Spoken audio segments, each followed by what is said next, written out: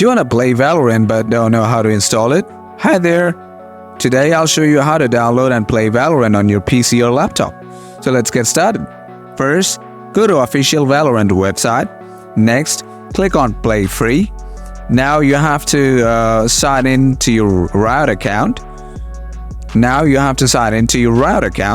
If you don't have one, create a new one by clicking Make One. After logging in, click on the Play Free button again and select Download on the following page. Open the Valorant installer once it has downloaded. The installer will open the installation page. Here, click Install. However, you can also change the installation path if you don't have enough space in your C drive.